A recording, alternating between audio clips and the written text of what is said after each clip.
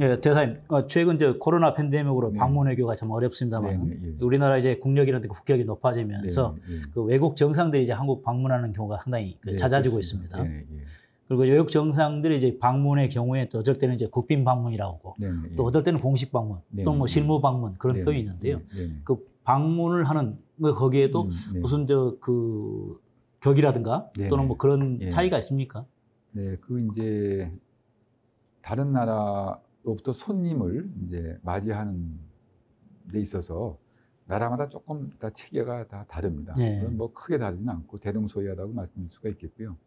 우리나라 경우를 가지고 말씀드리면은 먼저 이제 외빈이라는 표현 용어가 있습니다. 예. 우리 정부가 맞이하는 손님입니다. 네. 여기는 지금 우리나라는 현재 4개의 범주가 있습니다. 하나는 이제 그 정상이 있겠고요. 또 이제 A급 총리가 있고 B급 총리가 있고 이제 외무장관이 있습니다. 네. A급 총리는 행정 수반, 네. 정부 수반이 이제 총리가 되겠고요. B급 총리에는 행정 수반, 정부 수반이 아닌 총리, 네. 그리고 부통령이라든가 네. 뭐 군주제 국가의 네. 왕세자도 네. 이제 포함이 네. 되고요. 네. 외무장관은 이제 외무장관입니다. 그래서 이제 우리나라는 이제 이 외빈이라는 건 우리 정부 차원의 손님인 것이죠. 네. 이 4개의 이제 범주로 나누고, 네. 그다음에 이제 이 4개의 범주를 어떻게 접수하느냐, 네. 어떤 격을 부여해서 접수하느냐가 네. 이제 우리 말씀하신 대로 국빈 네.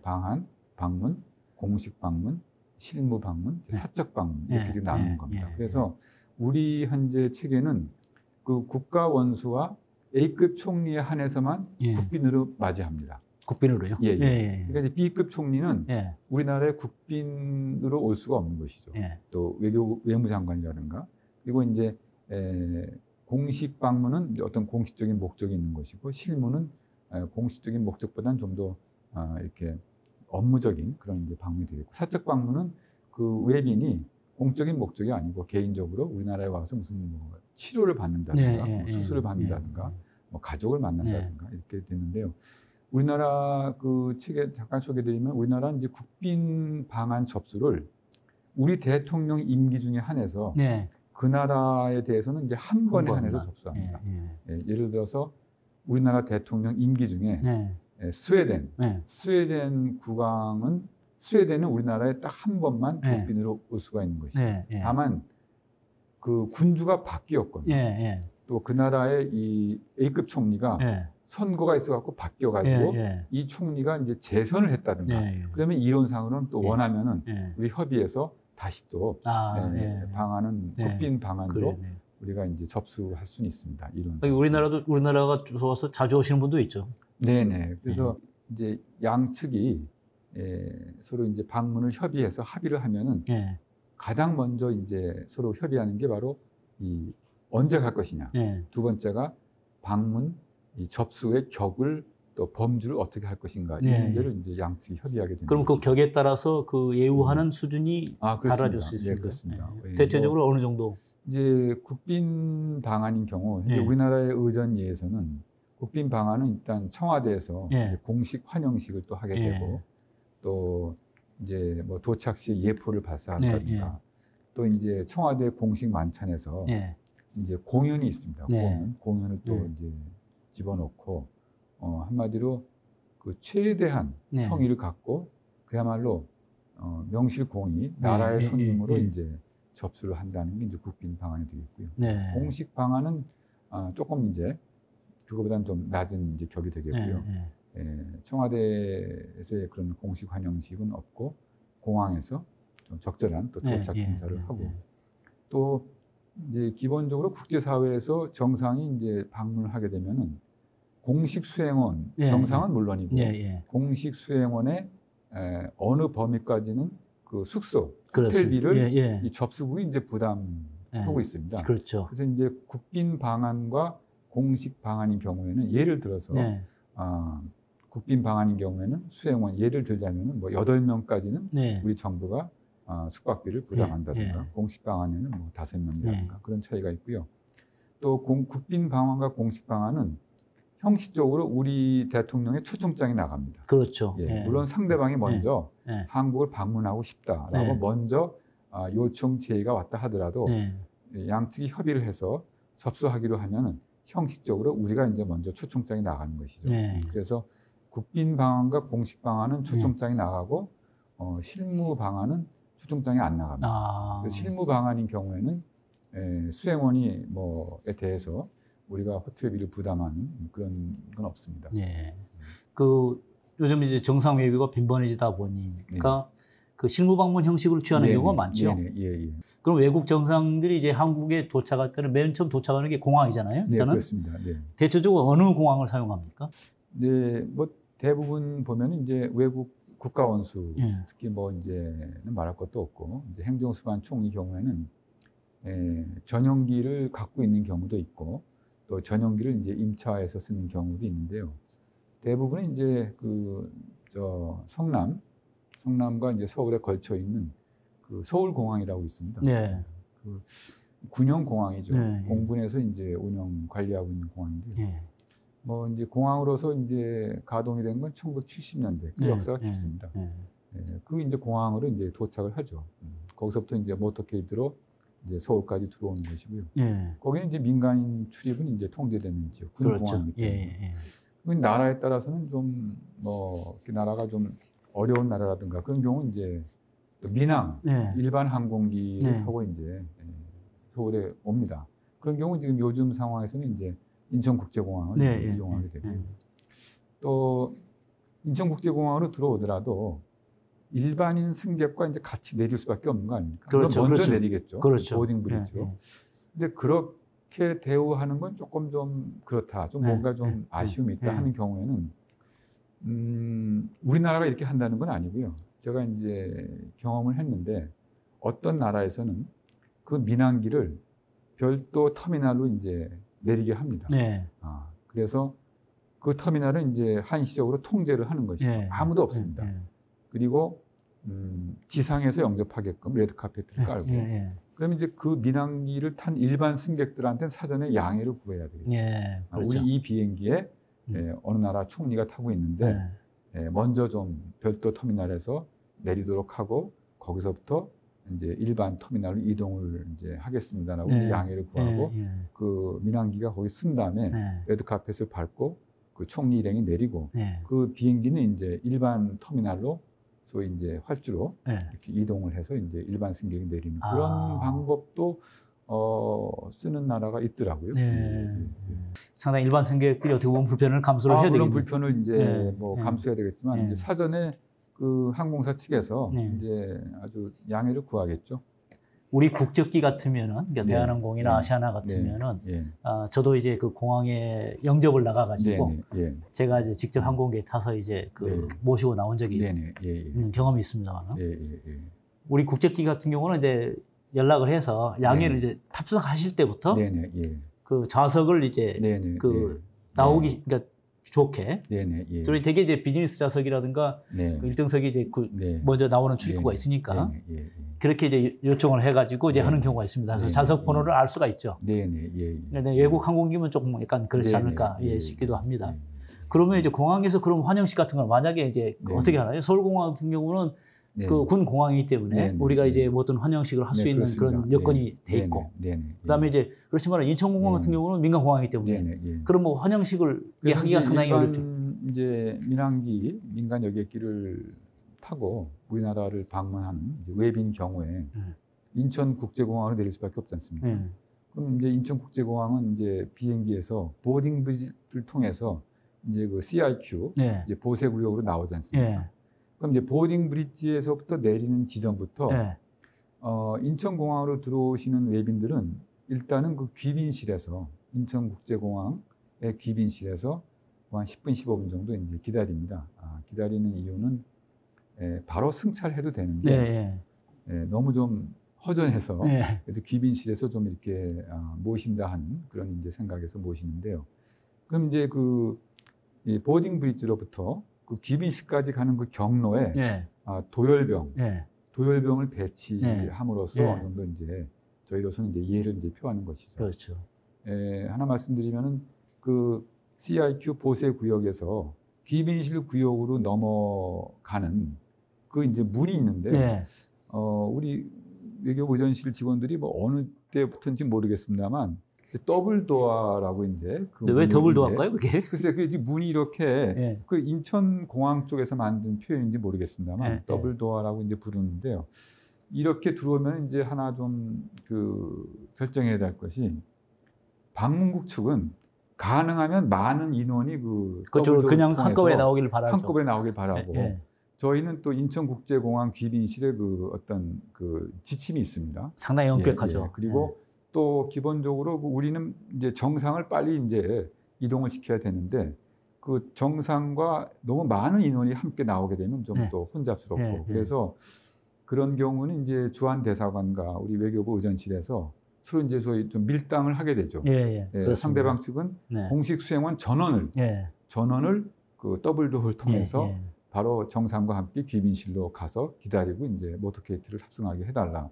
또 우리는 그 공간은 외교부의 영역이 아니고 인천국제공항 그 공항 쪽에 이제 영역이기 때문에 또 그런 나름대로의 또 규칙이 있고 그러면 이제 이야기하다 보면 뭐 이 귀빈실에서 정상이 이 보좌관을 꼭 찾는다. 그래서 이 보좌관은 꼭 정상과 함께 그 더블 도어를 통해서 이제 이동을 해야 된다. 뭐 그래서 이제 신랑이까지는 아니지만은 하여튼 좀 이렇게 서로 협의를 해야 되는 그런 이제 이슈가 되겠습니다.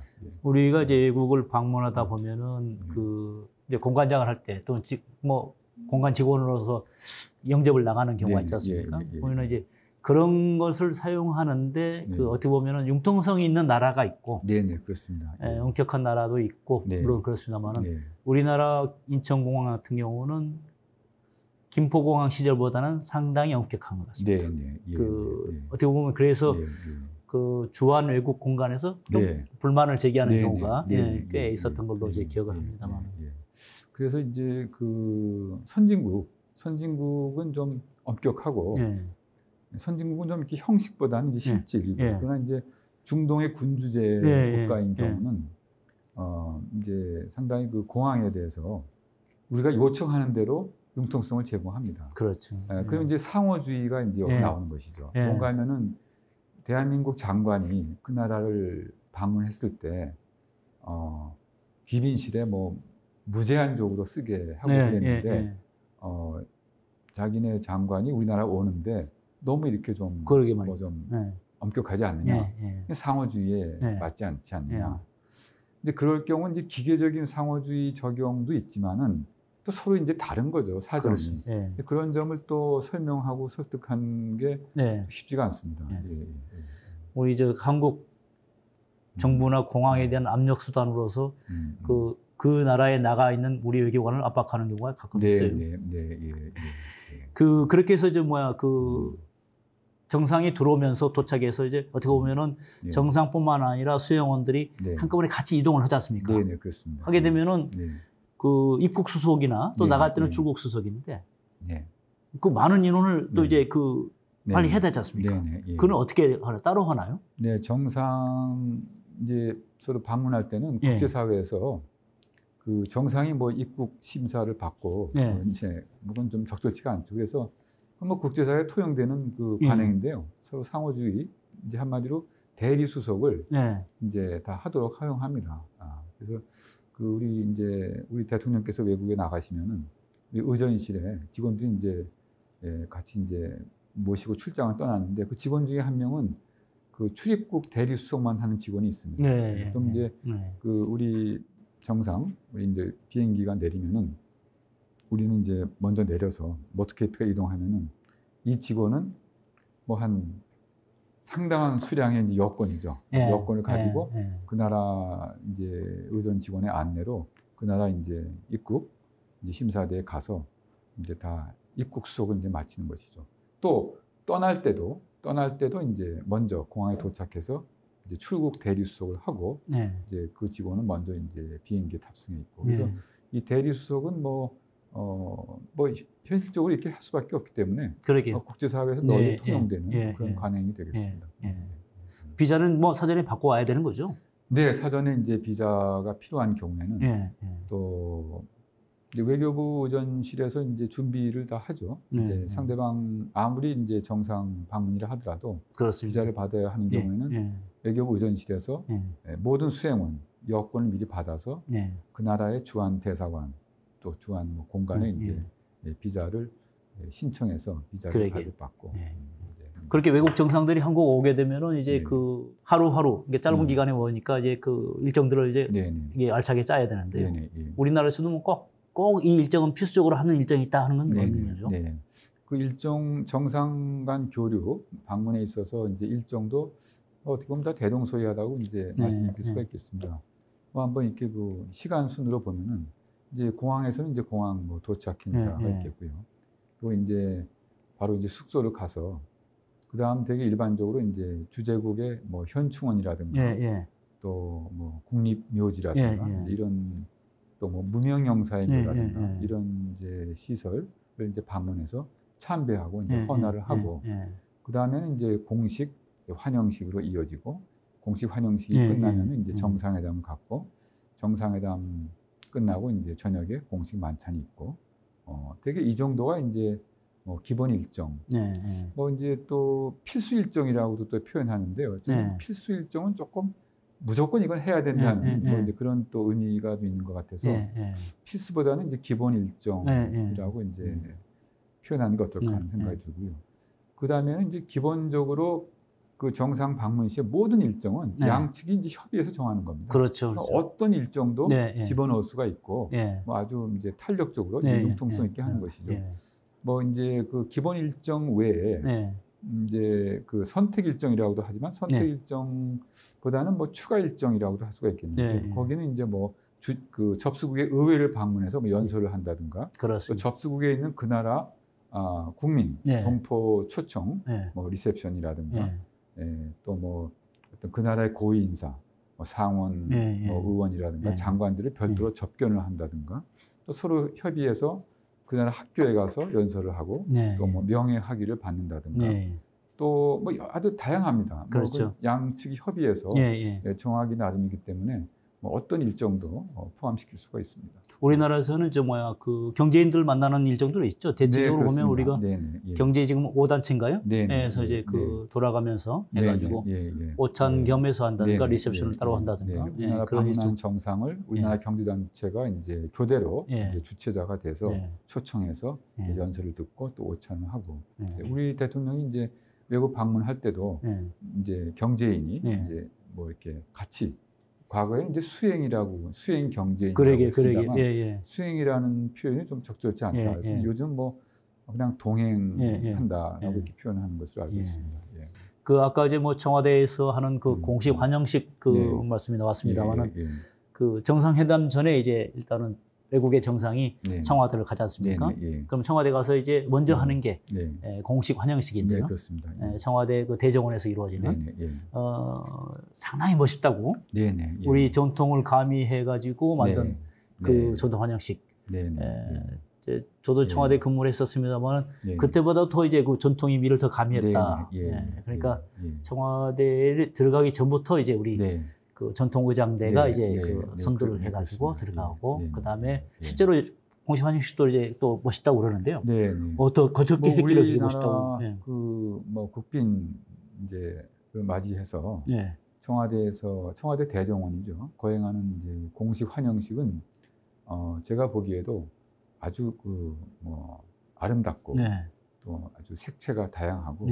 또 품위도 있고 전 세계 어디 내놔도 빠지지 않는 아주 높은 점수를 받는 이제 환영 행사라고 생각합니다. 그 방문 정상이 이제 모터케이트가 청와대로 접근을 하면은 그 청와대 앞에 이제 분수가 있습니다. 분수. 그 분수에서 이제 우회전을 하는 것이죠. 그 지점부터 이제 우리 전통 의상을 입은 이제 취주 악대가 우리 전통 악기로 이제 연주를 하면서 정상 모터케이트를 이제 이렇게 따라서 가면서 좀 가다가 이제 좌회전을 하면서 청와대 이제 정문으로 들어가는 것이죠. 정문으로 들어가는 지점까지 이제 그 취주학대가 이제 뭐 호의를 하면서 가고 그 뭐 이제 오방기라고 하나요? 오방기를 든 이제 또 기수단도 있고. 근데 청와대 현관까지는 뭐 한 몇 초. 거기는 이제 음악이 끊기고 청와대 현관에 내린 순간 우리 대통령 내외께서 영접을 하고 같이 이제 대정원에 이제 연단에 이제 오르시는 거죠. 그럼 이제 양국가 연주가 있고, 그다음에 이제 대통령이 우리 그 방문국 정상을 이렇게 안내해서 이제 의장대를 이제 사회를 하는 것이죠. 끝나면은 이제 그 공식 환영 인파 뭐 환영대가 있습니다. 그럼 거기에 가서 방문국 정상이 이제 이렇게 좀 더 감사 뜻을 표하고 이제 격려도 하고, 그 다음에 순서가 이제 그 공식 수행원 또 우리 측의 고위 인사를 이제 상호 소개하는 겁니다. 뭐 우리 이제 뭐 청와대 무슨 수석입니다. 또 뭐 장관입니다. 소개하고, 또 상대방은 또 그 상대방의 공식성을 수행하고, 그럼 다시 이제 청와대 입장을 해서 방명록을 서명하고, 그 다음에 이제 회담으로 들어가는 것이죠. 그래서 이제 청와대 그 구역 이제 우회전을 하면서부터 이 청와대 다시 이제 본관에 입장할 때까지 시간이 한 30분 정도로 보면 되겠고요. 뭐 기본적으로 전통 의상을 다 우리 이제 군 의장대라든가 군 전통 이제 군악대에서 나왔기 때문에 뭐 현란하게 아주 아름답고, 총 인원이 한 300명 이상 투입됩니다. 그렇죠. 그래서 우리 이제 각 군에서 다 나오죠. 네, 그렇습니다. 그래서 6개 공군 해병, 그렇습니다. 네, 다. 그래서 전통의장대. 우리 공식 환영식은 항상 끝나고 아주 인상적이었다. 또 대부분 이제 그 정상회담의 첫 화두가 그렇죠. 상대방 정상이 여러 나라를 방문했는데 오늘 이렇게 우리 한국의 공식 환영식처럼 아주 참 인상적이었다고 그런 말을 하는 경우가 상당히 많은 것 같습니다. 제가 저 브라질에 우리 대통령 방문 행사를 갔더니 브라질에서는 그 대통령궁에 들어가는 그 길에 어느 순간부터 이제 우리 말은 분수에 그 정도가 아니라 상당히 좀 떨어진 거리였습니다. 몇백 미터 됐는데 그 기마대가 이제 앞에서 딱 한 대에서 상당히 기마대 숫자가 많았어요. 전부 다 100마를 탔던가 그러는데 아주 그냥 말을 타고 이제 쭉 하는데 그런 이제 각 나라마다 이제 그런 모습이 있는데, 그거 외에도 이제 한 30년 전 전두환 대통령, 노태우 대통령 그 당시만 해도 우리가 어떻게 보면 그 외국 정상이 한국을 방문한다든가 또는 우리 대통령께서 해외 방문한다든가 할 때 조금 그 뭡니까 행사가 좀 거대했어요. 저건 그렇죠. 저도 이제 공무원 막 시작했는데 차출이라나요? 일과 중에 불려나가가지고 길가에 서서 이게 태극기를 흔들고 이제 뭐 환영하는 그런 것도 했고, 또 플래카드가 계속 곳곳에 걸리고, 심지어는 이제 기념무표까지 이제 발간하고 그런 경우가 있었는데 요즘은 안 하죠? 네, 이제 뭐 전반적으로 이제 많이 이제 간소화되었습니다. 지금 뭐 우리 지사께서 말씀하신 60년대, 70년대, 뭐 80년대 한 초반까지 그 당시는 이제 그 손님을 맞이하는 경우를 돌이켜 보면은 기본적으로 우리나라는 손님을 잘 모셔야 한다는 그런 이제 문화가 있습니다. 그리고 당시에는 이제 우리가 국제사회로부터 어떤 인정을 받고 싶은 그런 이제 욕구가 있었고요. 또 현실적으로 어느 국가에 좀 지원을 받아야 되는 또 그런 현실적인 고려 필요도 있어서 외국 정상이 한국을 방문하게 되면은 정말 이렇게 성의를 갖고 임했다고 생각이 듭니다. 당시 이제 물론 김포공항이죠. 이제 김포공항서부터 시청 앞까지 모터케이트가 오는 동안에 지금 말씀하신 대로 뭐 중고등학생들이 주로 이제 이렇게 연도에 도배를 해서 양국기를 흔들면서 이제 환영을 하고, 또 제 기억에 이제 그 서소문 지나서 이제 시청 앞으로 가게 되면은 그렇죠. 그 당시 우리 기준으로 이제 고층 빌딩이 양옆에 있어서 색종이를 이제 뿌리기도 하고 그것도 있었습니다. 그런 게 있었고요. 또 지금 그 기본적으로 그 당시는 이제 공항에도 우리 이제 최고위 인사가 출영을 했습니다. 그리고 총리께서 나가신 경우도 있었죠. 총리, 우리 대통령도 나가셨고, 이제 기념우표를 이제 말씀하셨는데요. 기념우표를 꼭 발행했죠. 이제 외국 정상이 방한하면은 발행했고, 또 우리 정상이 나가는 경우에도 이제 기념우표를 발행했죠. 그렇죠. 우표 여담입니다만 우표 이야기를 하면 이제 우리나라를 최초로 찾은 외국 정상은 1960년 6월에 미국의 그 아이젠하워 대통령입니다. 근데 그 그때 이제 제가 기념 우표를 한번 가지고 왔는데요. 이제 이런 우표가 이제 그때 이제 발행이 됐는데 특이할 점은 이 우표에 우리나라 대통령은 이제 안 나왔죠. 그러게요. 이게 어떤 이제 연유가 있나 하면은 60년 4월 19일 날 이제 4.19 혁명이 이제 일어나고 4월 26일 날 이제 이승만 대통령이 이제 하야하죠. 그렇죠. 그리고 이제 바로 이제 헌법을 이제 개헌해서 이제 우리가 말한 제2공화국이 이제 수립이 됐는데 의원내각제죠. 이제 아직 총선을 안 한 시점에 이제 이 아이젠하워 대통령이 60년 6월에 이제 방한한 겁니다. 그러니까 총선을 해서 국회의원을 뽑고 그 국회의원 중에서 이제 총리가 나오고 대통령이 나오게 됐는데 총선이 아직 없었기 때문에 그 이승만 대통령이 하야한 때부터 그 고난대행을 하고 있던 그 허정이라는 분이 대통령 고난대행을 계속하고 있었는데 고난대행이 이제 같이 우표에 나오는 건 좀 그렇다고 아마 판단해서 이제 아이젠하워 대통령만 이렇게 도안에 나왔고요. 그 후에도 뭐 이제 66년 10월에 이제 존슨 대통령 또 오고요. 뭐 이제 68년 5월쯤에는 이제 그 이디오피아 이제 셀라시의 1세라는 황제가 또 오고 69년 5월에는 이제 월남에 응엔 반티우 대통령이 오고 그다음에 이제 74년 11월에 이제 포드 대통령 제랄드 포드가 오고 75년 7월에는 그 유명한 그 가봉의 봉고 대통령이 우리 이제 유엔 총회에서 남북 대결을 도와주기 위해서 이제 방한했고 봉고 대통령 그 뒤로 한 5-6번은 왔죠. 그리고 이제 76년 4월에 이제 세네갈의 생보르 대통령, 뭐 6월에 이제 그때 뭐 주한미군 철구 문제로 좀 한미 관계가 삐걱거렸을 때 이제 지미 카터 대통령이 왔고 요즘은 이제 뭐 그때하고 뭐 격세지감이죠. 그렇죠. 이제 상당 기간 동안에도 방한시라든가 우리 대통령 나갈 때 이제 기념우표를 이제 발행하고 그 뭐 현수막이라든가 또 가록이라든가 뭐 아주 대단히 어떤 그런 시절이 있었습니다. 그게 이제 어느 순간에 참 웃으셨어요. 아마 1990년대 이제 초반 중반 들어가면서 이제 간소화된 건 그렇게 기억을 합니다. 그렇게 외국 정상들이 오고 우리 대통령 나가실 때도 마찬가지지만 되게 이제 차량을 타면 차량이 이제 상당히 그 차량 대행이 길지 않습니까? 앞에 이제 뭐 경찰이 선도하고 그다음에 경호 차량도 있을 것이고 정상이 타는 차량 뭐는데 그걸 모터케이드라고 부르죠. 그 모터케이드는 어떤 식으로 이제 구성이 되고 어떻게 운영이 됩니까? 모터케이드는 이제 우리말로 이제 차량 대형이라고 이제 이야기합니다. 차량 대형이라고. 모터케이드라는 용어는 누가 만들어낸 용어입니다. 그렇습니까?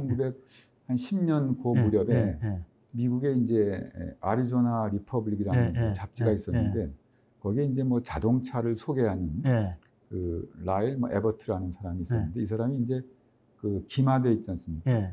기마대는 이제 캐벌케이드라고 하는데 거기서 이제 케이드를 빼가지고 모터랑 붙여가지고 이제 모터케이드라는 그런 표현을 이제 만들어냈다 그렇게 이제 알려져 있는데요. 외국을 방문해서 그 나라를 이제 다니려면은 이제 차량을 타고 다니셔야 되니까 거기서 나오는 게 이제 모터케이드라는 게 이제 돼 있죠. 그래서 그 아주 중요합니다. 아주 중요하고 이제 방문이 결정되고 나서 양측 간에 협의하는 가장 중요한 그 안건 중에 하나가 모터케이드를 어떻게 구성할 것인가. 첫째는 이제 경호, 안전이라는 또 고려 요소가 있고 두 번째는 모터케이드가 차량이 몇 대 없으면은 초라해 보이지 않겠습니까? 그러니까 그 나라의 위신과 이제 위상이라는 게 있고요. 통상은 모터케이드가 한 10대 정도로 이제 구성이 되는데요. 미국 대통령이 이제 국내에서의 모터케이드, 외국 방문이 아니고 국내에서의 모터케이드는 한 30대 정도 된다고 합니다. 30대 중에 한 반 정도는 이제 그 경호용 차량이고요. 그래서 이것도 국제사회에 딱 정해진 건 없습니다만 일반적으로 이제 하면 이제 맨 앞에는 이제 이제 경찰 이제 콘보이라고 해서 오토바이 경찰 차량이 있고 그 다음에는 이제 프로토콜 의전 차량이 있고 그 다음에 이제 경호 차량이 붙고 그 다음에는 정상 차량이 있고 그 다음에는 정상 차량이 사고가 났을 때 쓰기 위한 예비 차량이 있고 그 다음에는 또 경호 차량이 있고 그 다음에는 공식 수행원 그 다음에는 뭐 실무 수행원 중에서 대통령과 함께 움직여야 되는 그런 수행원들이 있고 이제 공항에서 호텔 갈 때는 이 정상 내부는 호텔 도착하자마자 일정을 가져야 되는 경우가 많지 않습니까? 네, 그렇죠. 그래서 이제 의상이라든가 환복을 위해서 정상의 화물은 공항에서 호텔까지 정상과 함께 움직여야 되는 필요성이 있습니다. 그래서 그 정상 내외의 이 물건들을 이제 운반하는 이제 차량, 화물 차량도 모터케이트에 포함해서 이렇게 이제 움직이게 되는 것이죠.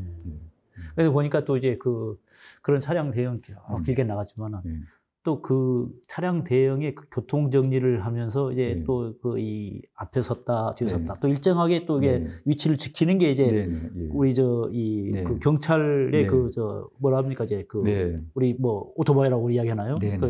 모터사이클이 이제 있는데 상당히 멋있게 보이더라고요.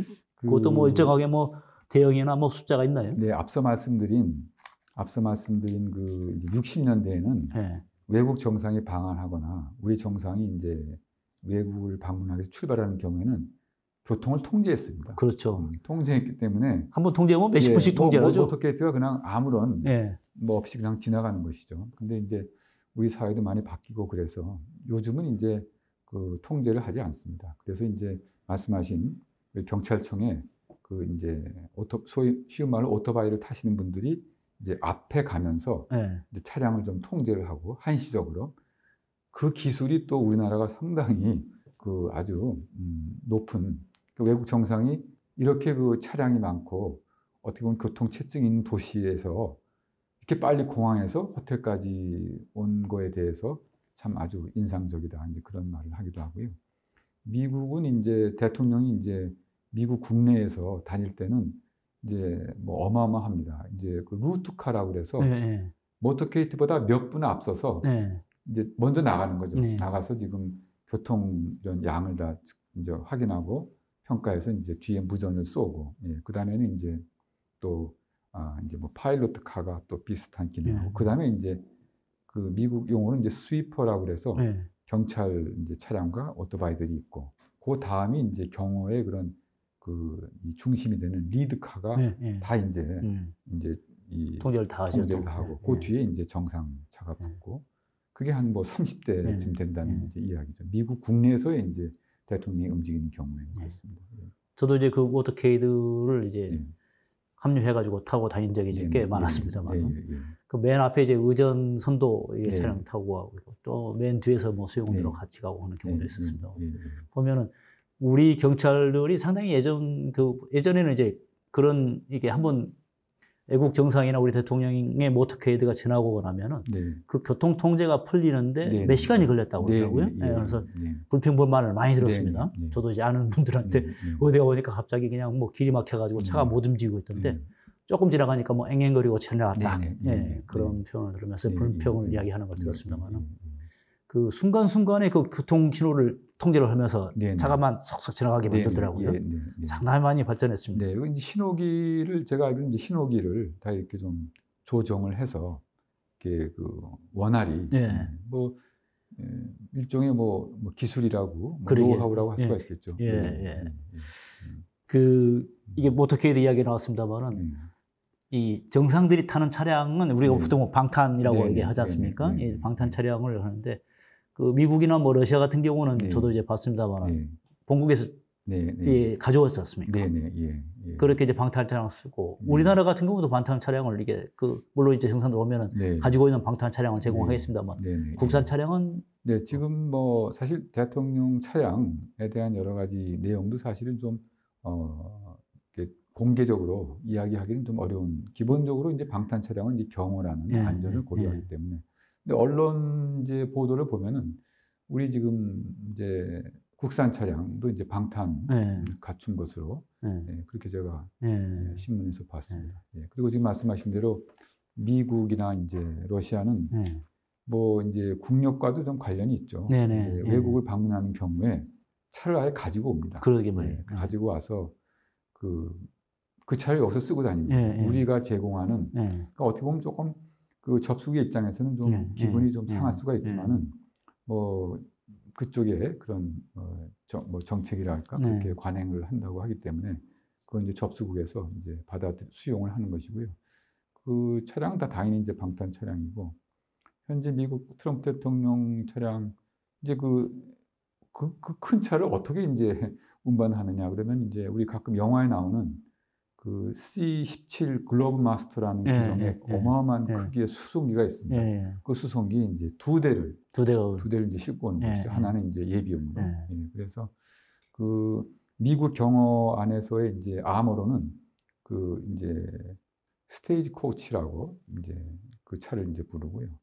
또 뭐 별칭으로는 이제 비스트라는 큰 뭐 동물 뭐 이제 뜻인데 그런 체계로 이제 이야기를 한다고 합니다. 심지어는 뭐 그 헬리콥터도 이제 그 네, 그렇습니다.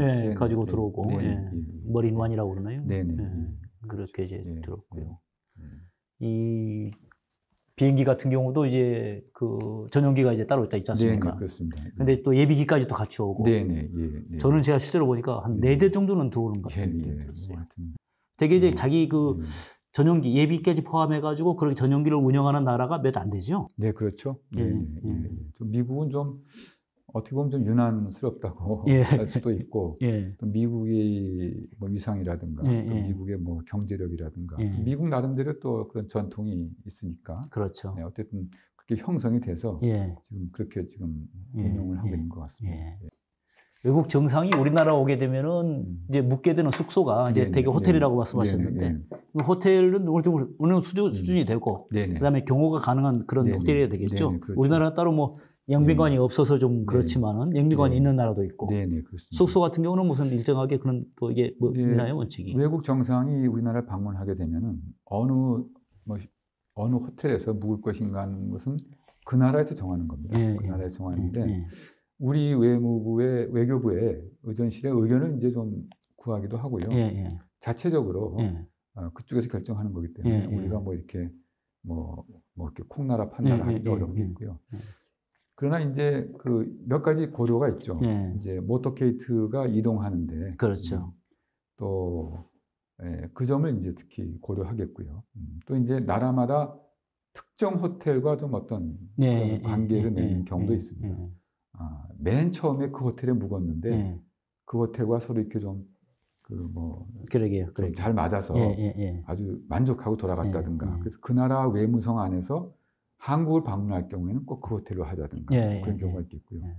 또 이제 방문을 했는데 그 나라의 호텔 중에서 그 나라 자본이 투자를 했거나 맞습니다. 그 나라 자본이 큰 집을 갖고 있는 경우에는 그 호텔을 써야 되는 그런 또 좀 고려도 있겠습니다. 뭐 우리나라 대통령이 외국을 방문했는데 그 수도에 좋은 호텔 중에 우리나라 호텔이 진출해서 진 호텔이 있다든가 그러면 아무래도 우선적으로 좀 고려하게 되는 게 있겠고요. 지금 영빈관을 운영하는 나라도 있습니다. 뭐 미국의 블레어 하우스가 있고 또 중국엔 조오대라고 있고요. 또 과거 이제 사회주의 공산주의 국가는 이 이제 사기업이 인정이 안 되기 때문에 외빈 접수하는 것을 이제 소위 전부 다 영빈관을 운영했고 북한 같은 경우 뭐 초대소라고 쓰고 있지 않습니까? 사실 우리나라도 영빈관을 두었던 기간이 있습니다. 아, 그렇습니까? 네, 그러니까 이승만 대통령 때 1959년이 우리나라에 이제 서양 사람들이 묵을 만한 호텔은 조선호텔과 반도호텔 정도밖에 없는 것이죠. 지금의 롯데호텔 자리고 지금의 조선호텔 자리에. 근데 이제 서양 사람들이 묵을 수 있는 호텔이지만 외빈을 좀 맡기는 조금 좀 그렇다는 이제 판단을 해서 1959년에 이제 이승만 대통령이 영빈관을 지어라라고 이제 지시를 해서 그때 영빈관을 지으라고 했던 장소가 지금의 신라호텔에 있는 한옥 건물 그 자리입니다. 그래서 근데 이제 이 건설을 하다가 격변이 있지 않습니까? 60년에 이제 4.19 혁명이 있고 61년에 이제 5.16 이제 그 군사 쿠데타가 있었고 그래서 이제 공사가 중단이 돼서 67년에 이제 완공이 됩니다. 67년부터 몇 년간은 그 우리나라도 이제 영빈관을 갖고 있었던 이제 그 시기인데 70년대 초반에 그 지역이 이제 지금의 이제 신라호텔 쪽에서 이제 매입을 해가지고 영빈관이 이제 없어졌죠. 그 자리에 이제 그 신라 호텔이 세워진 겁니다. 아, 그래요.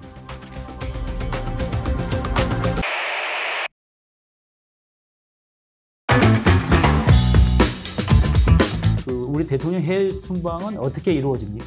어떻게 이제 결정이 되는 거 아니면 이제 외교부 의전실에서 이제 그 계획을 받습니다. 이제 다자 정상회의 중에서 이 대통령께서 참석을 하셔야 되는 회의, 또 양국 관계에서 이러이러한 나라를 꼭 방문하는 것이 필요하다든가 이런 이제 그 건의 계획을 다 받아서 취합을 합니다.